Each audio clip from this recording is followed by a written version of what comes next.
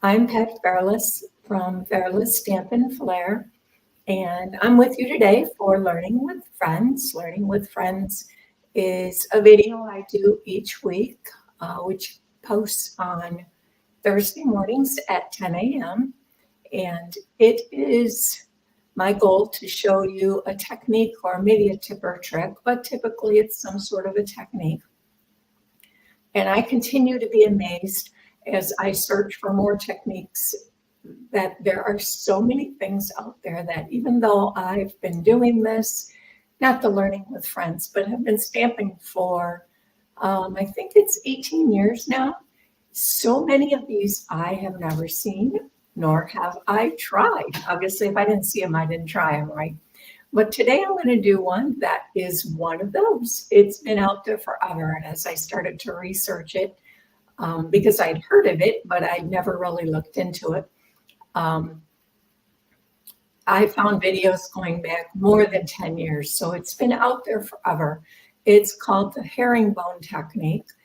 And if I misspeak today and call it the chevron technique, because for some reason in my brain, I keep saying chevron, but it's herringbone, it's not chevron. And I know those two things look different, similar but different, but it is the herringbone technique. But what I'm going to show you is two different ways to do it. I'm going to show you the one that all of the videos I looked at used. And I got it done and I really liked it. Looks pretty. We're going to show you that one. I'm going to show you that one first. But it didn't really look like a herringbone to me. So I Googled herringbone to see if I was thinking herringbone was something it wasn't. And it's not. It is what I thought it was. So I tried to figure out how to do what I'm calling a real herringbone. So we're going to do, first I'm going to show you what I'm going to call the faux herringbone. And this is the one you'll see many videos out there, and maybe you've already tried it. But then I'm also, stick around because I'm going to show you the one that really looks like a real herringbone. So let me go ahead and flip my camera down and we will get started. So like I said, I'm going to show you what I'm calling the faux one first. And this is the one that's been out there. The first thing you need is any piece of cardstock just for your backing, and this is what you're going to build it on. And you need to cover this with adhesive in some way. I'm going to use an adhesive sheet. It just worked well for me. Some of the videos I saw used a Xyron machine, I think it's called. I don't have one of those. I'm surprised I don't, because I probably have every kind of crafting excuse me, supply that's out there, but I never bought one of those. So I'm going to use an adhesive sheet. Grab a drink of water here. Excuse me. You could also just take your snail adhesive, your stamp and seal, whatever you use, tape runner, and fully cover this with adhesive. You might try liquid adhesive if that's your favorite thing. I'm thinking it's going to be kind of messy and sticky, and it takes a while, so I don't know, it may dry before you get the whole thing done, so you might have to work in sections. I'm not sure. I did not try that. But let's go ahead and put this adhesive sheet on my cardstock, and I'm just going to start with a quarter sheet of paper, which is, oh my goodness, I'm going to lose my voice today. It's 5.5 by 4 1/4, and I will actually trim it down for my card, but I like to start with a little bit larger, and works well for me. That gives me a little bit of ability to trim the edges. Sometimes these adhesive sheets, they want to stick along the seams, and you pull off some of the adhesive.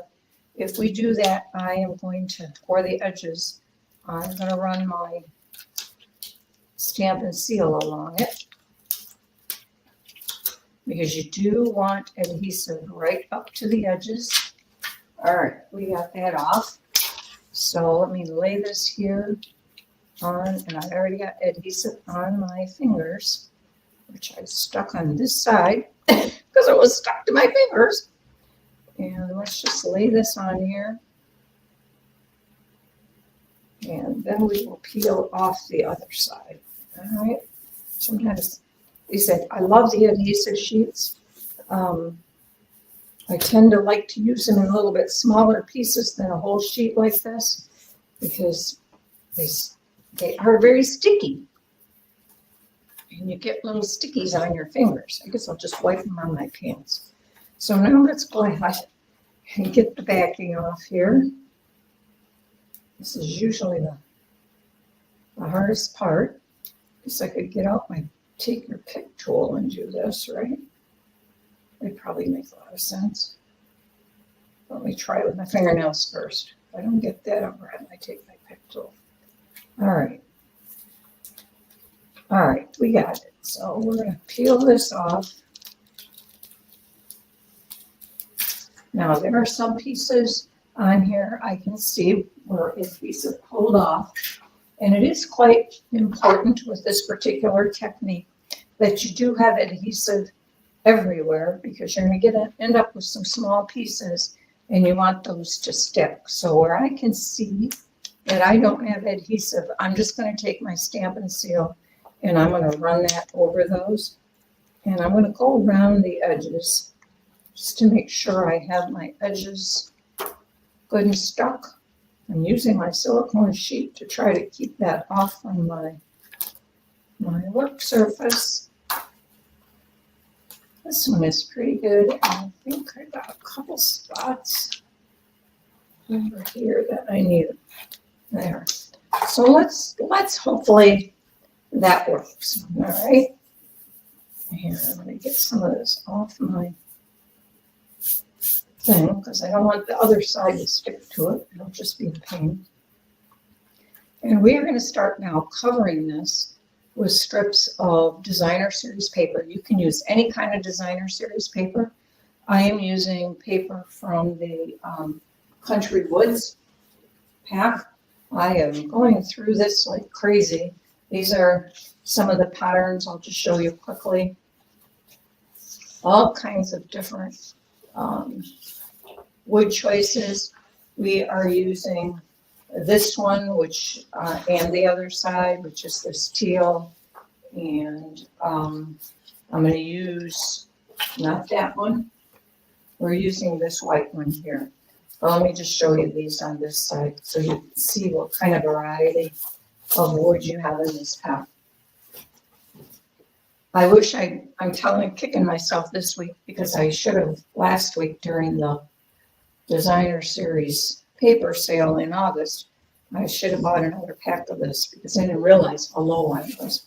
So this, like I said, this is the Faux. I'm calling it the Faux Herringbone Technique. And we're just going to lay a piece, doesn't really matter, at an angle across here. Press it down. And I kind of like to trim my ends off as I go. Don't cut them up to the edge just yet. And then we're going to take this, and I am now going to put it on my readers so I can hopefully keep my eye or my head out of the camera. This is one of those where I do like to be nice and close. Let's see if I can see it. And that is not quite straight. Oh, all right. That does happen with these sticky sheets. They are sticky. So I'm going to peel as much as I can. It doesn't really matter. It's not a big deal. Other than I need adhesive on there. So just take your snail, if that happens to you, and add some adhesive over that. So you have your stickum. And take your strip. You want to make sure that this straight edge is perfectly butted up against there. Okay. And then it's at a 90 degrees. Doesn't hurt.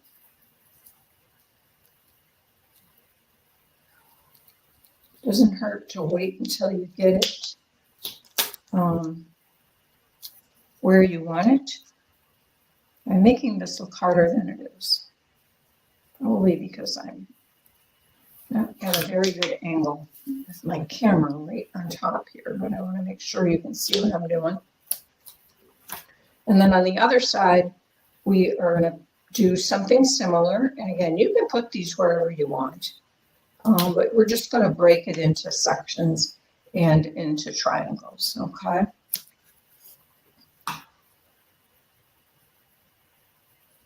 All right, so now I have this side and this side on this one, but we have our basic pattern down now, and we're going to start filling in around this. And I'm not going to show you, let's do the larger section just so I can show you a little bit more. I'm not going to do the whole thing for you not because it's hard, it's just a little time consuming. And we're going to, all right, I have to do this in a certain order or I will mess it up. All right, so let's cut this off. I am always going to do the top and then the down. And that keeps the herringbone pattern. I'm calling it that loosely. But that does keep the herringbone pattern consistent as you work. So now we're going to take our third pattern, which is this white one, and we're going to lay it on here. And again, I'm doing the top one first, and then I'm going to do the one on the side. That just keeps this corner consistent,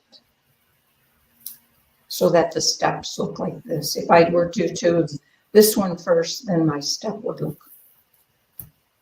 wrong or different, one or the other. May not be wrong, but it would be different.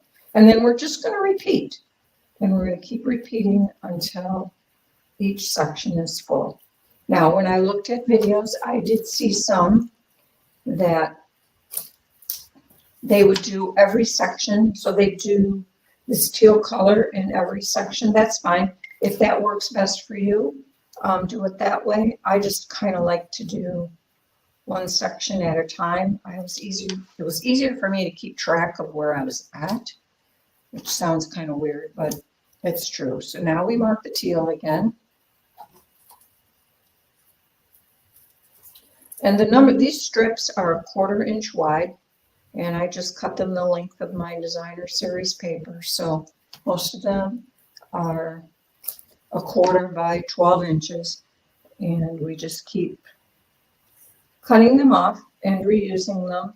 You will need a fair number of strips, probably 7 or 8, something like that. And we can start using the shorter ones as we get closer to the edges, like here. There's one I trimmed off, but it's long enough for this little piece, so we will use it here. And here's one I trimmed, and we're going to put that one over here. Now, the recommendation is that these strips be somewhere between 1/4 and 3/8 of an inch wide. You don't want to get them too wide.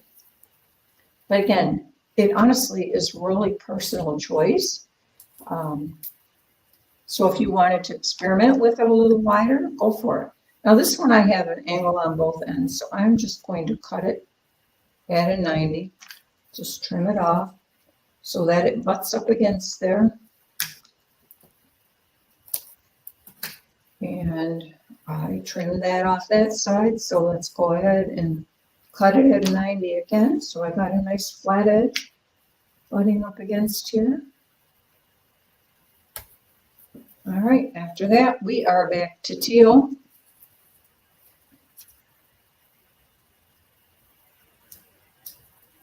And I will show you the card with this background fully completed. If I trim this straight, then I have a straight edge, right? Sometimes it's hard to trim it straight when you're sitting at an angle, though. So we're going to use the other side.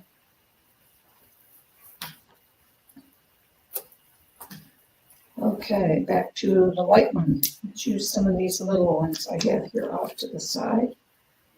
Cut this straight. And we almost have this filled in. You will see as we get down here closer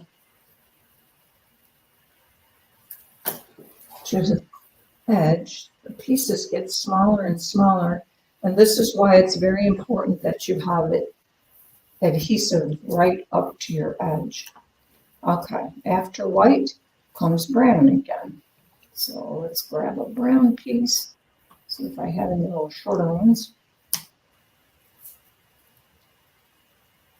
Sometimes talking and doing this, you kind of lose track. And that's why I thought it's easier to do one little section at a time. And I'm going to cut that one square so I can use this over here.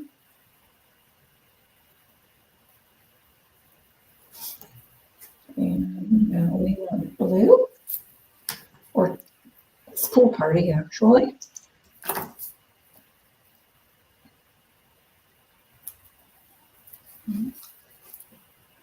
And we have this section almost completed, and then rather than do the other 3 sections, I will just show you the finished card. So that, cut this one off. And I'm going to cut this white one off over here. Just cut all these off. Because I just need a little piece of white right down in here. Now, like I said, I did make this a quarter sheet, so 5.5 by 4 1/4.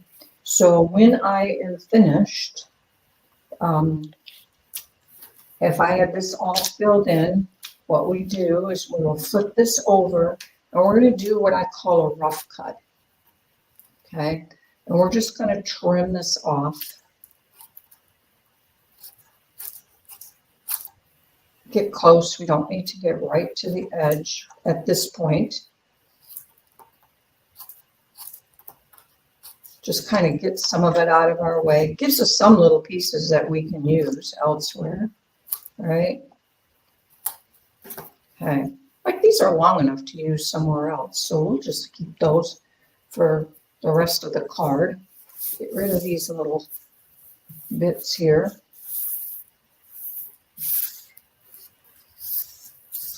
I have adhesive on here, even though I tried not to get it on there. It's on there. And once you have this all filled in, then you're going to come back with your snips and using your edge of your card as a guide, trim the whole thing. And the reason you want to do that is because then when you put it in your trimmer, cut it to your whatever your finished size is going to be, you've got some nice straight edges to work with. So here's my finished card. And I didn't want to cover it up. Again, the background here is the highlight of the card, right? But as pretty as this is, and I love it, it looks to me more like something that's like a quilting block technique. And it doesn't really look, to me, like what I think a herringbone pattern looks like. Herringbone, when I Googled it, I'm going to show you what herringbone, in case you're not familiar with herringbone. This is what herringbone really looks like. All right, and here's some colored ones. So it just zigzags up and down. And it doesn't really make these different kinds of squares and sections. So I wanted to try to see if I could figure out how to mimic what real herringbone looks like. And that's what I'm going to show you next. So we're going to start again the same way. I'm going to start with my basic white piece of paper. You could use colored cardstock too. That's fine, whatever. Maybe use whatever is the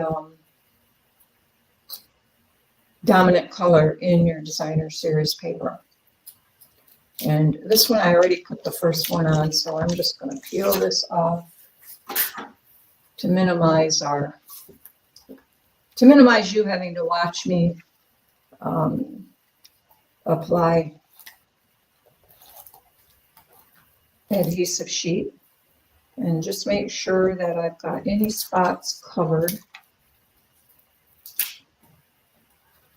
and especially along the edges. So we will run this along the edge.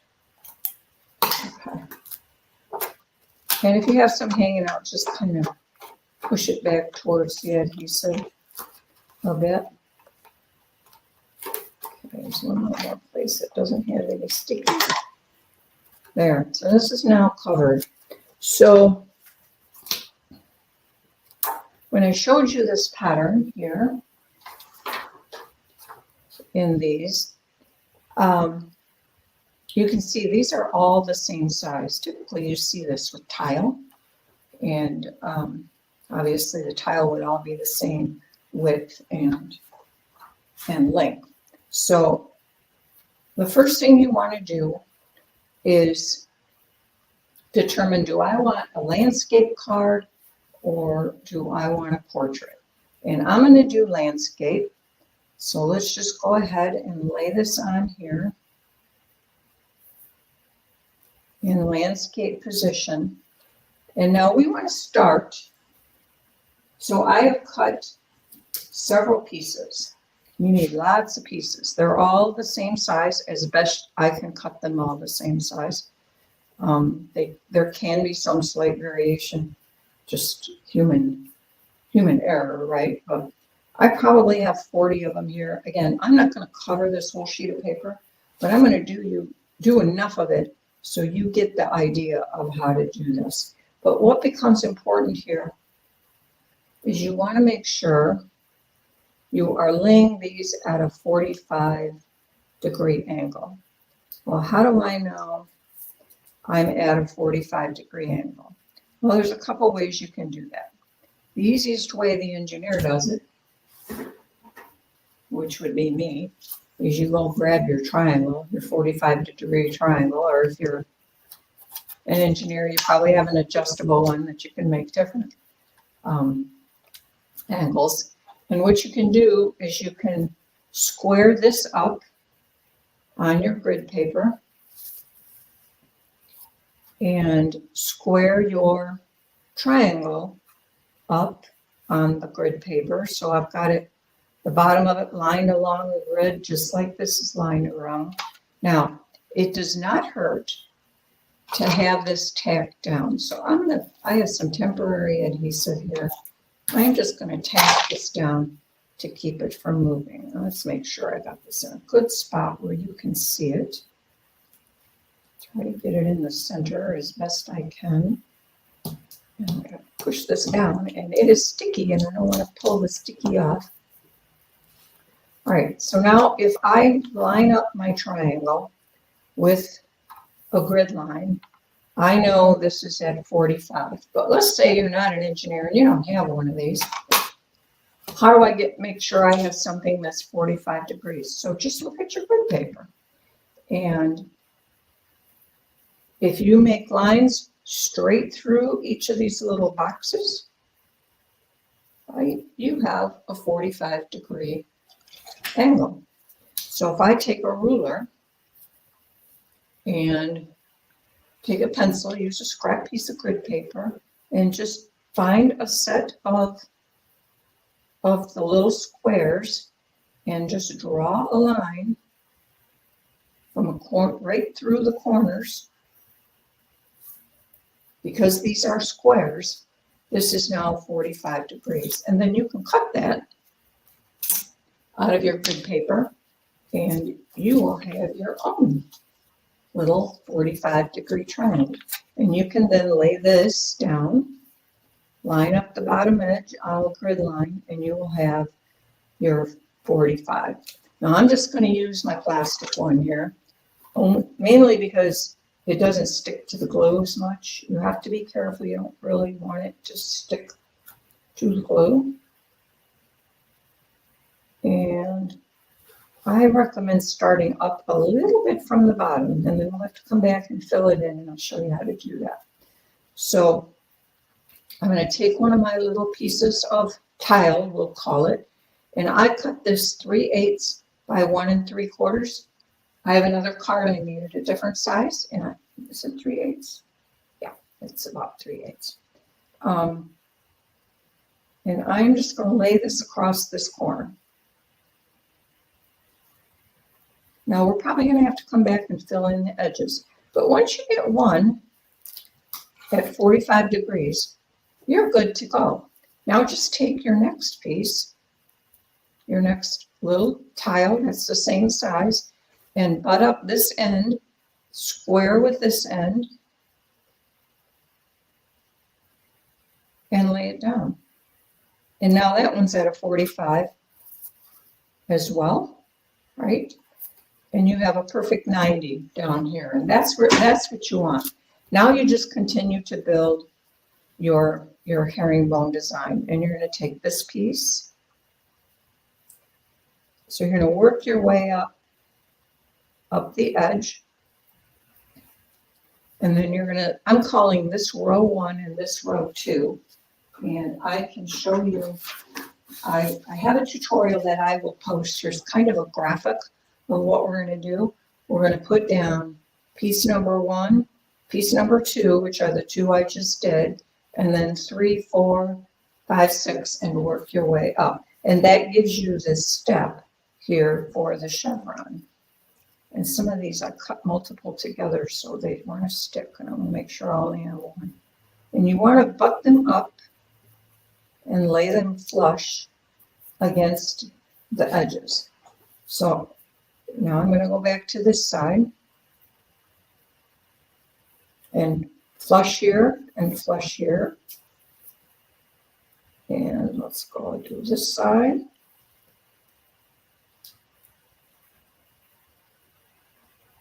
You might want to a little bit pay attention to your pieces if you have some variation in width. You will just grab one that seems like it's working well. It's not a big deal. Remember, we're going to decorate the front of the card. We're going to trim the edges. So a lot of this is all going to get covered up anyway.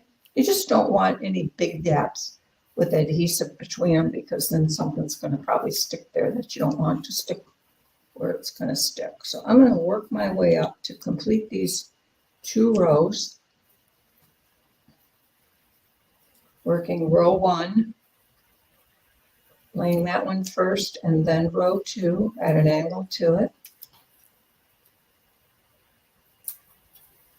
I tell you, after doing this, I had a lot more respect and amazement for people who lay tile, especially ones that lay these fancy patterns like this. Okay. So there we go. Now we're going to start working down row 3 on this side. And we've got some open space down here. Don't worry about that just yet. I'll show you. We'll come back and fill in. But now I need to take a piece. And I did find if I work up, down, up, down. Now we're going to do 1 row at a time. So I'm just going to take this and place this right in this corner.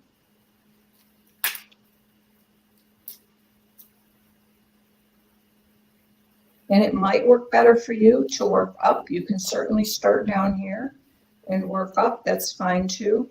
In fact, let's try that. I did it the other way, but there's that piece. It's just, you just want to make sure that you put this corner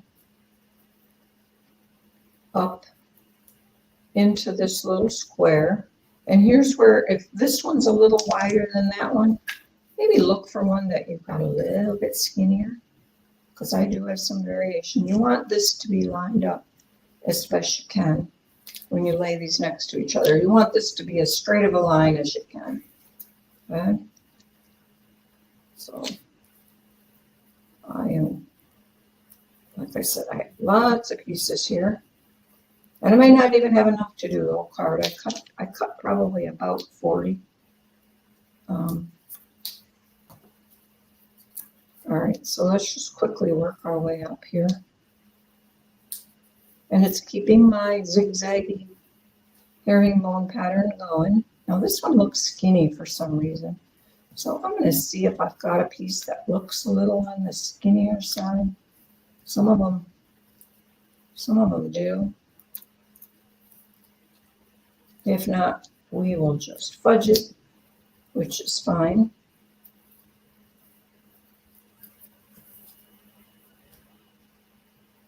There's going to be some variation. And like I said, we're going to trim this off anyway around the edges. So we're not going to worry about that. But I can fudge that just like that, and nobody knows, right? So now let me show you how to fill in down here. So you want to keep this pattern going with the X and then the down. So I know here now I need to do my down piece from row 3 next. And if you look to the right side of row 3, let me get that up in that corner. I've got my L here. And now I'm going to take my piece over here and I'm going to come down this way. Okay. And this one here is really too long. So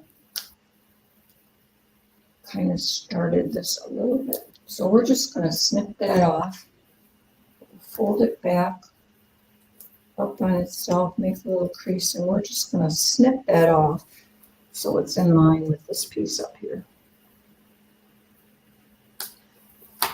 I shouldn't have run that all the way through, probably, the way I did that. All right, so where was I? I'm ready to do this piece. Okay, now we're going to go back here and fill this in, and like this.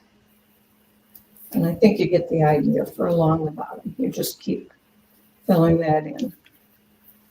Okay. So up here, now our next piece is going to go in this direction. So again, I'm going to set it in this little V here, line this end up and this line straight, and put that down. And now these are going to come and you're going to work down.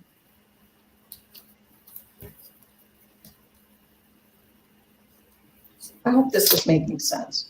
I think once you start doing it, you will, it'll make more sense to you because it becomes pretty obvious where you need to lay them at that point in time.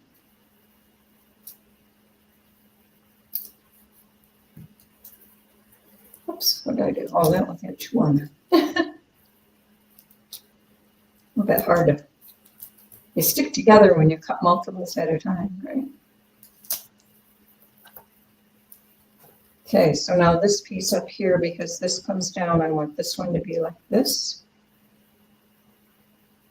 And now I'm going to come back and work this side up like this.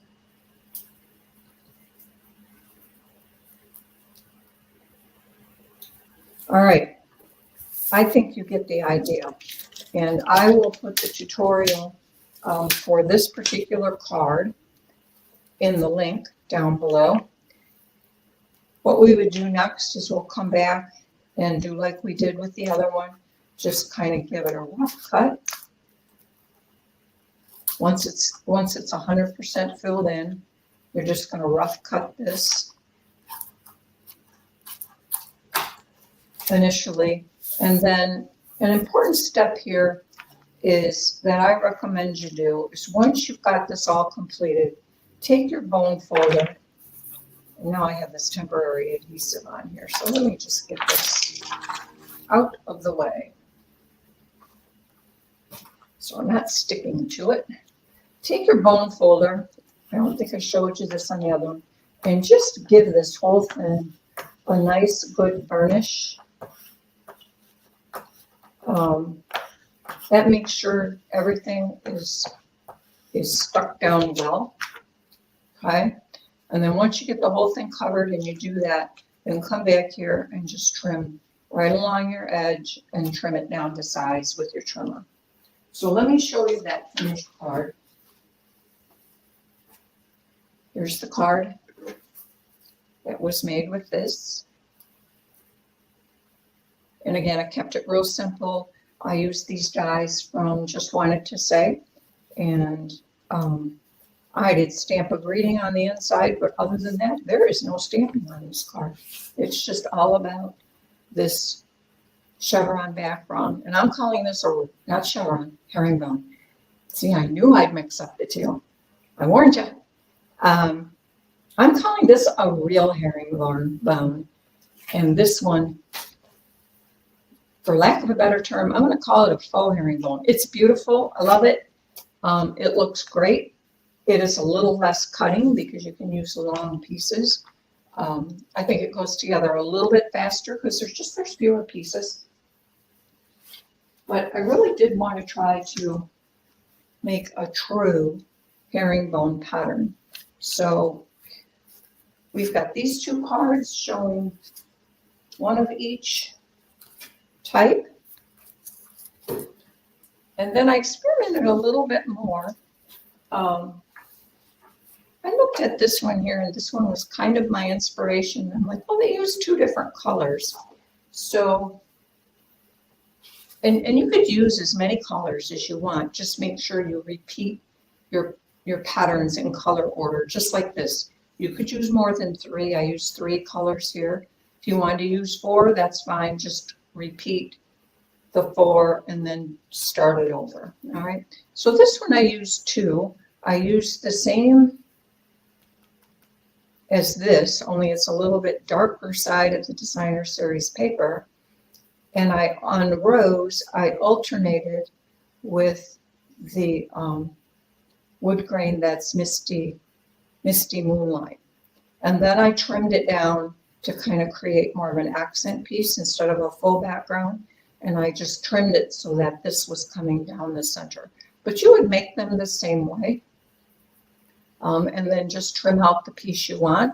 The nice thing when you do that, you've got a cute little border edge that was trimmed off one side to decorate your inside.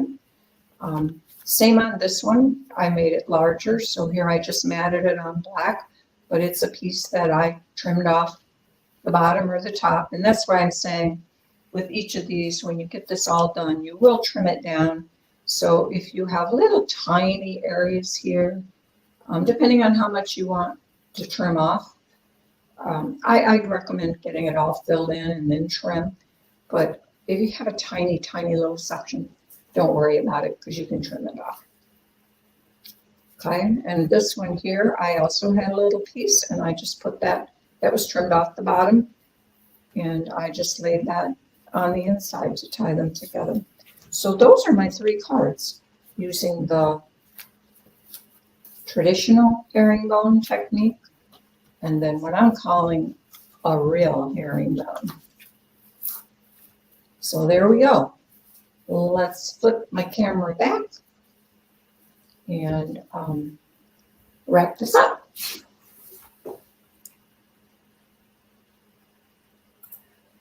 All right. So I hope you like that. I'd like to know, which do you prefer? Do you like the traditional way to do a herringbone technique? It is very pretty. It really is pretty.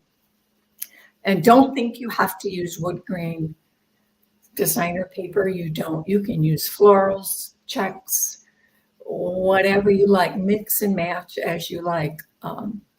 It'll be beautiful. It's just kind of something fun to play with and do something different. So I hope you liked it.